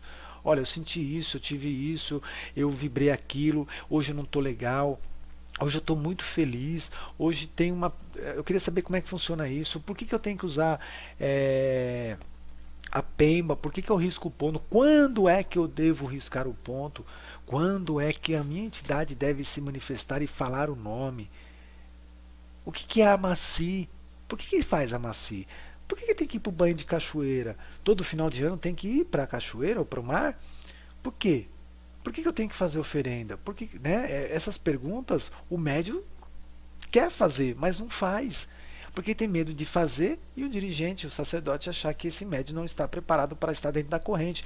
Mas também, por outro lado, vai por mim, gente. Médium que não está preparado para estar dentro de uma corrente é alvo fácil para espíritos obsessores. Médium pode ter bom coração, pode ter boas emoções, pode ter bom sentimento, mas tem que ter preparação, tem que ter alicerce, tem que ter base. Ninguém se torna médico se não fizer um curso, se não fizer uma faculdade de medicina. Ninguém se torna advogado se não fizer uma advocacia. Ninguém se torna engenheiro se não fizer engenharia. Ninguém se torna nada na vida se não tiver preparo, se não tiver estudo, se não tiver base. A religião de Umbanda não é uma faculdade. Ninguém se torna pai de santo só simplesmente porque tem que estudar. Não, ele pode se tornar um pai de santo por missão, mas ele vai buscar estudar porque ele precisa conhecer, ele precisa de sabedoria, ele precisa ter essa base, ele precisa ter estudo. Por isso que tem muitos sacerdotes que ainda estão fazendo curso de teologia com a gente lá. Tem muitos sacerdotes, pai de santos, que estão lá fazendo curso de teologia, dirigindo um terreiro, à frente de um terreiro, mas estudando.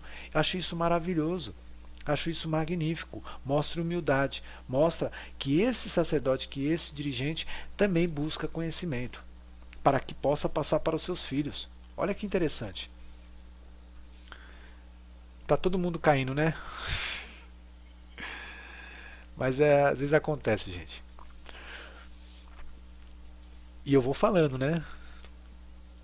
E também para todos dentro da casa. Gustavo. Eu não sei se está caindo, a minha conexão está falhando. Peraí. Deixa eu.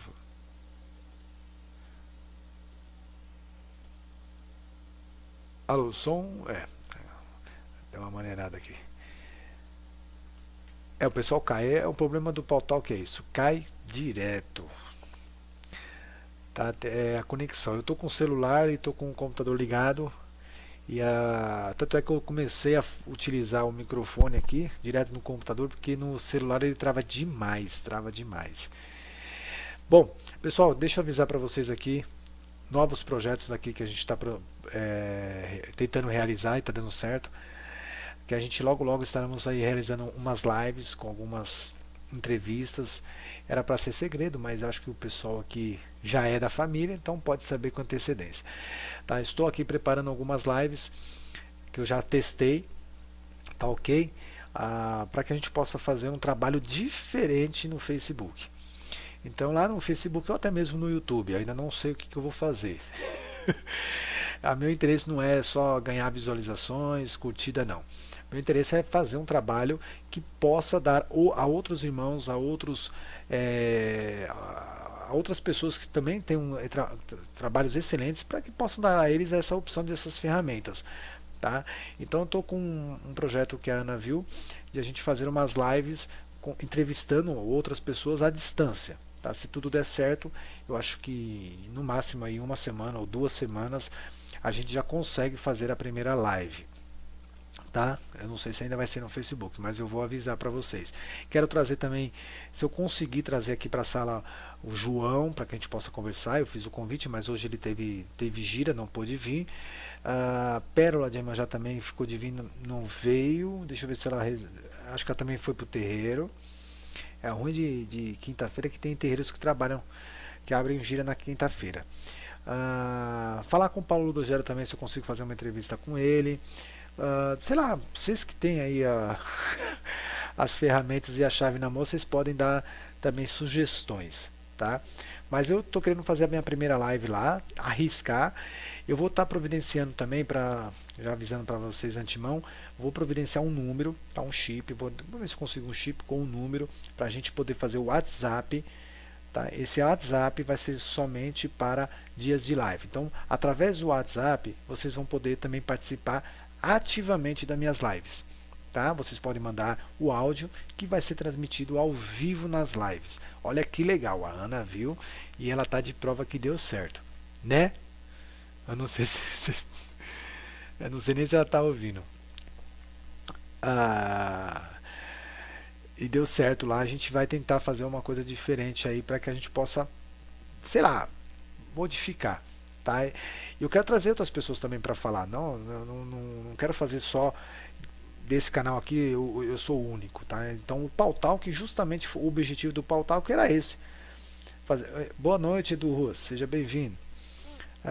Eu queria que vocês viessem e participassem mais também. Então eu sei que com o tempo vocês vão perder um pouquinho sei lá, essa vergonha, e vocês podem subir também e falar. Tá? É legal a gente interagir um pouco, vocês pegarem aqui o microfone, subir no alto aí, falar um pouquinho, né, dar suas sugestões, que assim a sala fica mais ativa e as coisas funcionam com mais habilidades. Né? Então a sala é aberta para todo mundo, tá bem? Bom, e é isso aí hoje.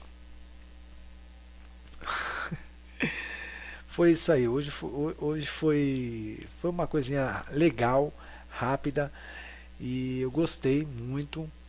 Não sei se vocês gostaram, tá, dos temas hoje falado. Vocês é que trazem o tema, eu trouxe um tema lá em cima, lá na postagem no Face, e vocês vieram aqui, fizeram perguntas e a gente foi falando. Espero que a gente venha fazer novas lives. Toda quinta-feira, gente. Toda quinta-feira, às 21h30 agora, hora marcada, dia certo para a sala abrir. Então eu não vou mais ficar abrindo mais sala de repente. A gente vai ter sim dia certo, todas as quintas-feiras. Tá certo? Todas as quintas-feiras, às 21h30 em ponto. Hoje eu abri em ponto, hein? Hoje eu não atrasei, não. Bom, é isso aí. Tá? Alguém quer dar um salve? Alguém quer dar. Aproveita que estou gravando, que essa nossa conversa vai pro Face. Hoje o telefone cismou de me atrapalhar. Acontece. Se você, gente, muito obrigado, aprendizado da Shelex. Eu que agradeço, Índio. Irmãos. O Índia é Bolívia, Uruguai? Se eu não me engano, né? É Bolívia, Uruguai. Uruguai, se não me engano. Uruguai. Estamos lá no Uruguai, falei? Acertei. Estamos no Uruguai. Olha só aonde nós vamos chegar. Oliver, boa noite. Seja bem-vindo ao nosso canal Nossa Umbanda.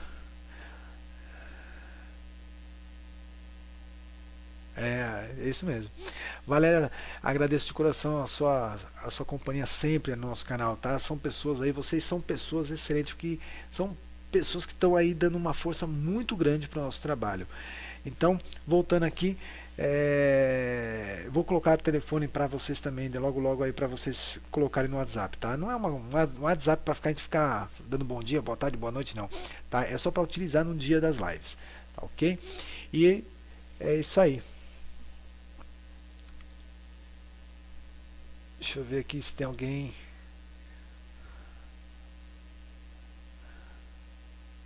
É a Nara, mas tudo bem. É isso aí, gente. Bom, quero desde já agradecer a presença de vocês. Quinta-feira que vem tem mais Pautalk. E quem tiver no grupo do WhatsApp lá, quiser colocar alguns temas, a gente vai falar. Pode mandar temas, sugestões, para que a gente possa preparar melhor, tá? Para que a gente possa trazer para vocês algumas informações. Júnior também, eu acredito que você também tem muita coisa para nos ensinar, tá? Lavanda, seja bem-vinda. Eu acho que tem muita coisa que você também pode nos ensinar. A sala também é livre para que você também possa subir aí e falar um pouco também, se quiser trazer algum tema, alguma uma sugestão para a gente poder falar para essas pessoas, para esses nossos irmãos e receber informações de pessoas que estão aí na atividade, pessoas que estão vivenciando a Umbanda dia a dia. Obsessão na Umbanda, ótimo, ótimo tema. Eu tenho um vídeo que fala sobre obsessores. Ou obsessão na Umbanda, do médio ser obcecado ou o médio estar obcecado. Vamos ver. É, mas eu acho que é um tema excelente, né? Porque fazer oferenda, aí, ó, tá vendo? Então, manda lá no nosso grupo do WhatsApp, para o pessoal também já providenciar. E eu tô logo, logo, quando a sala estiver bem firme, bem estruturada, aí a gente vai fazer o seguinte: vai pegar um tema e vai falar, Gustavo, hoje é você que vai falar no Pau Tal. Eu quero só ver você vindo aqui falando sobre o tal tema, porque você vai estudar, vai atrás da informação e vai ter lição de casa. É um exemplo, tá? Eu fiz muito isso nas minhas palestras. Quando tinha uma palestra que eu falava assim, olha, hoje nós vamos falar sobre incorporação. Não, hoje vamos falar sobre caboclos e hoje quem vai falar, na próxima palestra, quem vai falar é tal pessoa. A pessoa tinha que correr atrás, ó, preparar bonitinho a apostilinha, bonitinho, digitar, falar sobre os arquétipos do caboclo, do Oxóssi, vir trazer e falar. Lógico que eu estava do lado sempre acompanhando a pessoa, mas sempre dava certo fazer com que as pessoas iam atrás da informação. Eu acho que é interessante isso, né? Eu aprendi assim quando a minha mãe de santo falava assim, Alex, ó, vai ter você, na próxima aula quem vai dar é você. Como assim eu vou dar aula? Não, você vai dar aula sim. Vai procurar alguma coisa para falar e você que vai dar aula. Foi aí que eu jogaram a bomba nos meus braços e eu tive que me virar. E eu gostei, olha que eu gostei. E eu sou tímido pra caramba, gente. Vocês não me conhecem. Eu sou tímido, sabe? Eu para falar. Vai lá no meu canal do YouTube, vai ver os meus primeiros vídeos, como é que eu tava falando lá. Data limite, nossa, perfeito, data limite. Olha que interessante. 2019 está chegando e a gente nem falou sobre isso, ó. Será que é interessante falar sobre data limite? Acho muito interessante. Vamos estudando, vamos estudando. Se demorar muito para falar sobre data limite, a gente. O que é isso? O que? Data limite? Nossa, Ana, data limite. É uma. Vamos falar rapidamente aqui para você, data limite, tá? Chico Xavier fazia premonições, tá? Fez várias premonições. E todas que ele fez através das intuições de Emmanuel, todas aconteceram. E uma dessas intuições, exatamente, uma dessas premonições que Chico Xavier fez, dizia que em 2019 haveria uma grande revolução. Ou haveria uma guerra, ou haveria paz. Né? Não é bem o fim. Ou haveria guerra, ou haveria paz. Haveria também uma mudança, positivamente falando, nós iríamos receber coisas novas, novidades, digamos extraterrestres? Sim, se estivéssemos preparados para receber essa nova tecnologia, essas mudanças. Caso contrário, não haveria essas mudanças e a gente pararia um pouco. Não vamos morrer não. Não é bem isso. Mas ele fala muito sobre o Chico foi leve e como. Eu já estou falando sobre a data limite, mas a gente teria que reformular as nossos pensamentos referente à sociedade, tá? E eu acredito muito numa guerra até religiosa, podemos dizer, até nesse sentido, né? Então, quem sabe eu pego até o documentário e passo para vocês aqui na íntegra. Acho que tem 1 hora o documentário, eu passo para vocês, vocês podem ouvir ou assistir. Do jeito que está o mundo, vai ser guerra. Então, por isso que é bom falar sobre esse. Eu acho que é interessante esse tema. Eu já estou preparando esse tema para falar em palestras há muito tempo. O Francisco já me cobrou também disso, tá? Eu assisti esse documentário, acho que umas 3 vezes e adorei. E eu queria muito levar isso para as pessoas, porque não é uma coisa tão simples, é uma coisa mais complexa, mas é uma coisa que chama a sua atenção, prende a sua atenção. 1 hora de vídeo, mais de 1 hora de vídeo, aquilo me prendeu a atenção e eu assisti 3, 4 vezes, se não me engano, 3 ou 4 vezes eu assisti inteiro. Tinha no meu celular.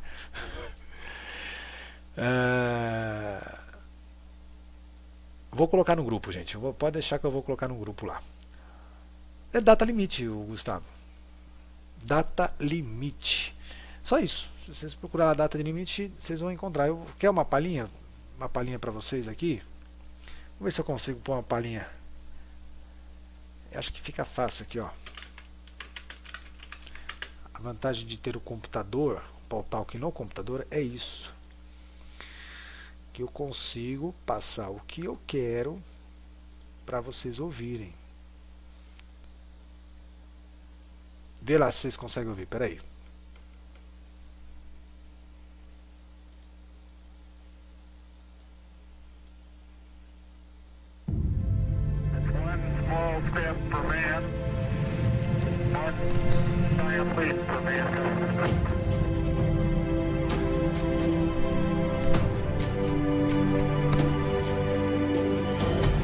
Todas as religiões do mundo apontam para um momento único no futuro da humanidade, no qual a realidade será drasticamente transformada por um evento singular.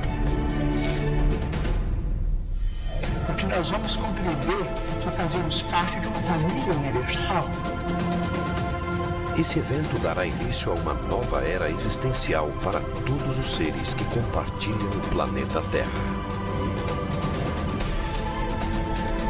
Será um momento onde a humanidade reencontrará suas origens e descobrirá o seu papel no universo em que está inserida.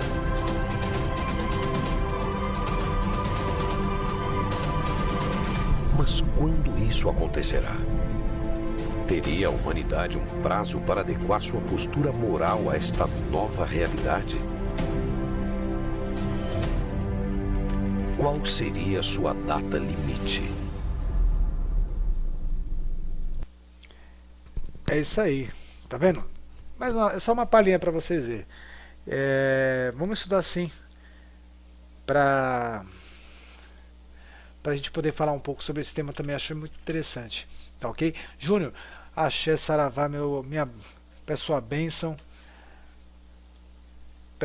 seu axé, para que no nosso próximo encontro a gente venha se encontrar novamente aqui e que a gente possa também, que você também possa contribuir com o nosso trabalho aqui, ok?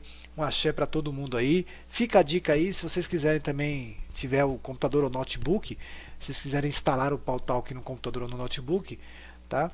Vocês vão poder assistir o vídeo, e não ficar só no áudio. Vocês podem assistir o vídeo porque dá para assistir, tá ok?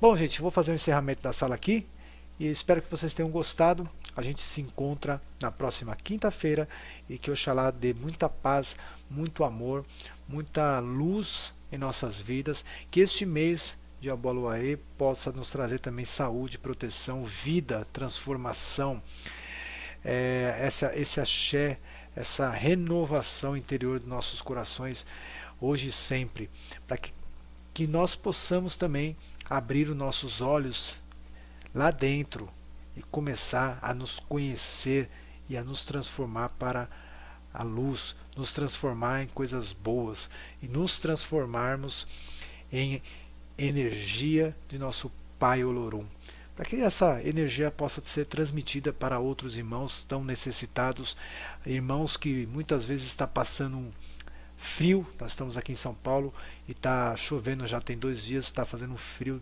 daqueles. Acredito que nem todos têm aí o seu cantinho, seu cobertor, né? Não tem o seu lar, estão aí precisando de ajuda. Cabe a nós aí fazer a nossa parte, nem que você possa também ajudar ou doar aquilo que lhe sobra. E se muitas vezes só num pensamento fechar os olhos e fazer uma prece, acredito eu que já é o mínimo que a gente possa fazer da nossa parte, pedir para esses irmãos que estão aí nas ruas, passando essas necessidades, esse frio, crianças também, olha só, crianças que passam fome e necessidade, tanta coisa para a gente poder trabalhar e a gente fica olhando para as nossas dificuldades do nosso dia a dia, né? Idosos que estão aí também nos asilos, precisando muito de orações, muito de ajuda, pessoas boas que estão aí sem condição nenhuma de trabalho, passando por grandes dificuldades, às vezes não tem a comida, o prato para o alimento de cada dia, tem que às vezes se alimentar com pouco, tirar da sua boca para dar para os seus filhos, para que eles não passem necessidade nem fome. Então a gente tem que pedir pelo nosso país, pedir pelos nossos governantes, pedir por aqueles que estão aí acima, que nos dê condições e que nosso país possa melhorar cada vez mais, dando condições para que nós possamos nunca nos falte trabalho, nunca nos falte aquilo que nós precisamos para sobreviver e que também venha a ajudar aqueles que não têm nada, tá? Que a gente possa também dar de um pouco daquilo que nos sobra, que eu acho que é o mínimo, né?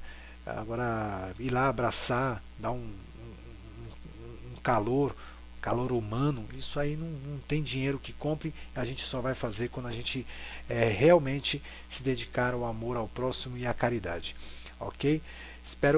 Agradeço mais uma vez a vocês todos e que Oxalá nos ilumine a cada dia, abençoando a vida de cada um de vocês e toda a nossa vida.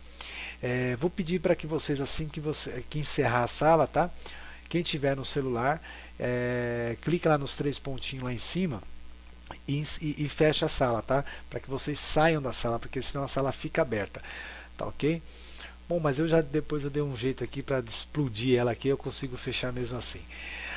Fiquem com Deus. Vou deixar um pontinho de encerramento aqui, tá? Vou encerrar com um pontinho e aí depois eu fecho a sala, tá ok? Boa noite a todos. Espero ver vocês no próximo encontro aqui no Pautalk e não esqueçam, não podem nos acompanhar lá no Facebook. Josuel, boa noite, mas já estamos fechando a sala. Edu Ruas também chegou no finalzinho, mas espero ver vocês no próximo encontro aqui. Não é a sua Umbanda, não é a minha Umbanda, mas sim a nossa Umbanda. Fiquem com Deus e até a próxima. Graças a Deus.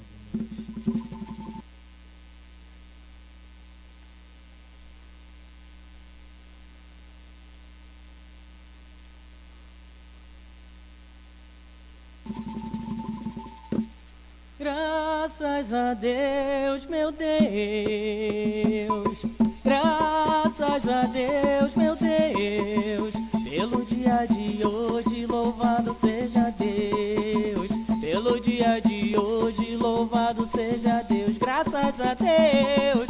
Graças a Deus, meu Deus. Graças a Deus, meu Deus. Pelo dia de hoje, louvado seja Deus. Pelo dia de hoje, louvado seja Deus.